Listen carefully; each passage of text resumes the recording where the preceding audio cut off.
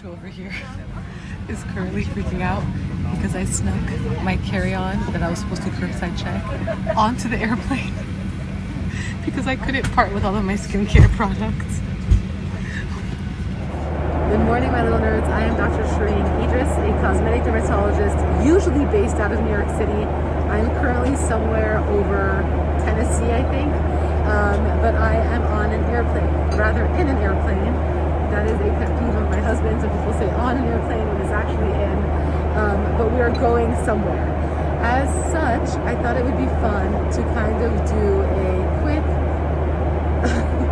in-flight skincare routine for all of you guys, so you guys can see how to better care for yourselves during a flight, especially a flight that is longer than 3 hours, because over time, air cabin air is extremely dry and low in humidity. So what does that mean? It's going to want to grasp onto any sort of moisture it can, including the moisture from your skin. And so most people, myself included, usually walk off a long flight looking like a shriveled prune. By the way, it's really not that cold. I do not know why he looks like this, but whatever. So you want to really make sure that you are giving your skin the love it needs and deserves for longer flights. P.S. I hate AirPods. I absolutely hate AirPods, but I tried recording this without it, and it was a disaster.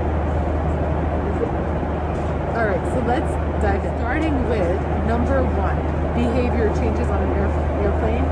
Things that you really should not do. Bloody Mary mix and alcohol are probably the worst thing you could do for your skin during an in-flight service, because the sodium content of this one can is 33% of your daily intake value, and high sodium foods and drinks as well as alcohol can dehydrate you and your skin in the process. So this man is going to look like a raisin by the time we land. Okay, but that's that. But number 2, just make sure you are hydrating adequately by drinking enough water. Just don't become hyponatremic in the process when you drink way too much water and then your salt content goes way low and you'll probably pass out. But that is what you can do behaviorally to help yourself. So starting with skincare, I usually do not travel with makeup on. So this is where I take my makeup off during a flight.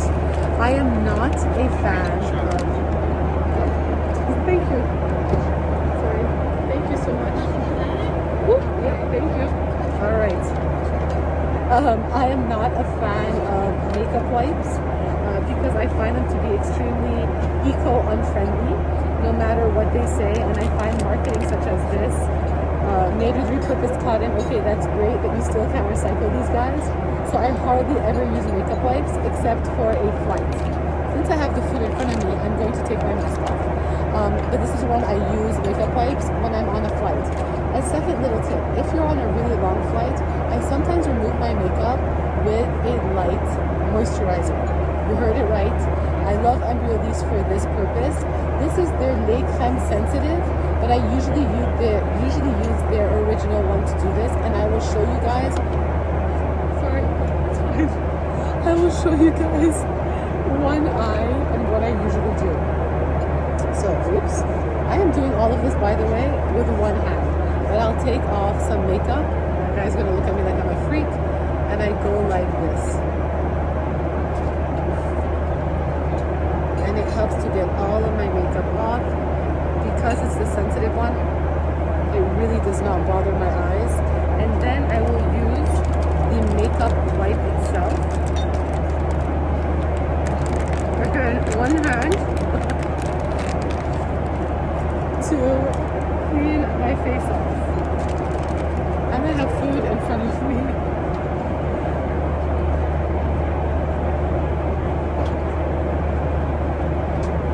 But it just gets the makeup off better than just the makeup wipe alone. Why do I do this? Because I really do hate any sort of makeup on my face during a long flight, especially as the air gets dry and it gets more and more dry as the flight proceeds. We'll take off the makeup on this eye in a second, but I'm going to save that one for a TikTok. Number 2, I missed. I do not use a face mask on a plane. face masks, especially sheet masks, can be extremely dehydrating because again, the air is going to try to absorb the moisture from your sheet mask. The only kind of face masks I use are biocellulose masks because those at least are thicker and they hold on to moisture. But wearing a mask now on a flight, the last thing I want to do is wear a biocellulose mask, so it's not something I'm quite interested in. And instead, I mist. I bought this guy on Amazon, and I make my own hydrating mist with equal parts distilled water as well as rosewater to help with inflammation. And then I mix around 2 tablespoons of glycerin, and then I have it in this little guy that I pre-fill this, and I just use a little bit at a time so that it doesn't stay stagnant in here, because then I do a second thing in this guy which I will show you in a bit. But I do this on an airplane. I know it's bougie, but honestly it's the best thing for your skin. Small tip, do not face mist with regular water without locking it in, because like I said, the air is very dry and it's going to want to pull the humidity off of that water sitting on top of your skin, drying your skin out in the process. So when you face mist, use a mist that is actually hydrating with a humectant. That is why I put glycerin in this stuff. Then what I do is I lock it in with a hydrating serum. So I'm going to show you guys again. I am filming this whole YouTube video with one hand. But Evino, calm and restore. This is professionalism right here. One hand skincare.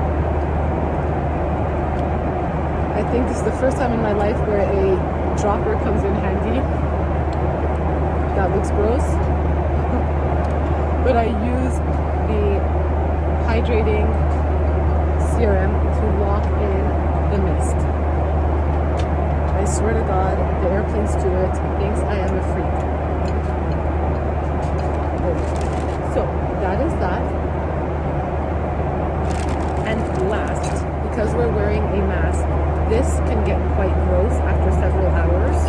So the second thing I bring on a plane is I put some hypochlorous acid in here. This one is from Tower 28. And then I re-put it in here. Omar, can you hold the phone 1 second? I want to show them. Hold on, I can't see it. So that's why I use very little of the rosewater glycerin mist. But I will now put, because it finishes it, I put some hypochlorous acid in here. Very little on purpose because I don't want it sitting stagnant, because I use this for 2 different things. Now the hypochlorous acid is going to also clean your device. So it's a second side note. It's actually a really good thing to do just to run it, even when you're not on an airplane. So it cleans your mechanism of action and no water stays sitting in here and gets moldy. But I use the hypochlorous acid, and I'll show you guys, on my mask. And then around the skin of my mouth to kill any bacteria or mold. I just lost my AirPod. So anyway,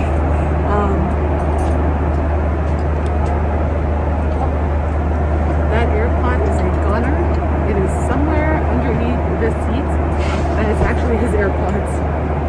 The last tip is, it is nighttime, so I'm not wearing sunscreen, but I will usually reapply sunscreen throughout a flight. I have very sensitive eyes, and I find a physical sunscreen to be a little bit drying on a flight, other than the La Roche-Posay Tolerian SPF, which is quite nice, but if I'm not mistaken, it's not a physical sunscreen. It's a chemical sunscreen. My eyes usually get irritated from chemical sunscreens. So instead, during an in-flight service, I will use a SPF powder to reapply sunscreen. This is a fresh one, so we're going to pull the pin out.